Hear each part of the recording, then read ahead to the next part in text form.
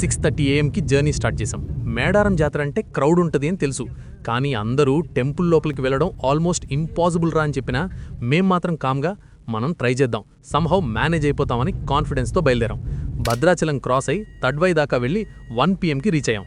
Already info ఉంది food అస్సలు దొరకదని, కానీ మేము మాత్రం ఒక్క స్నాక్ కూడా తీసుకోకుండా వచ్చాం.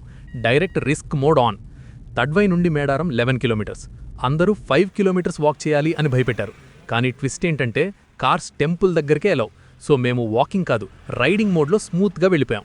అక్కడికి రీచ్ అయి పర్మిట్ లేకుండా వీవీఐపీ పార్కింగ్లో వెహికల్ పెట్టి ఫుల్ వీఐపీ వైబ్లో పోజ్ కొట్టాం. అక్కడ షాప్స్లో ఆల్కహాల్ డైరెక్ట్గా అమ్ముతున్నారని చూసి షాక్ అయ్యాం. తర్వాత చూసాం వీవీఐపీ లైన్లో జనాలు స్క్వీజ్ అయిపోతున్నారు. మేము కూడా ట్రై చేయడం ఫ్రీయేగా అని అటెంప్ట్ చేశాం. సమ్హౌ వర్క్ అయింది. వీవీఐపీ లైన్లో రష్ అయి లోపలికి వెళ్ళిపోయి సమక్క సారక్క పగిడిరాజు గడ్డె దర్శనం కంప్లీట్. 30 మినిట్స్లో బయటికి. క్రౌడ్ని చీట్ చేసినట్టు ఫీలింగ్. బయటికి వచ్చాక జాతరలో తిరుగుతూ హోటల్ కోసం సెర్చ్ చేశాం. ఒక రూమ్ దొరికింది. ప్రైస్ ఎంతో తెలుసా? 1 నైట్కి 7,000. సరే చేయడం తప్ప ఆప్షన్ లేదు అని బ్యాగ్స్ రూమ్లో పెట్టి నైట్ టైం జంపన్న వగుకి బేరుకు 2 కిలోమీటర్స్ నడిచి వెళ్ళాం. ఎందుకంటే స్లిప్పర్స్ని వీవీఐపీ ఎంట్రీ దగ్గర పెట్టి లోపలికి వెళ్ళాం కాబట్టి మళ్ళీ అక్కడే తీసుకోవాలి.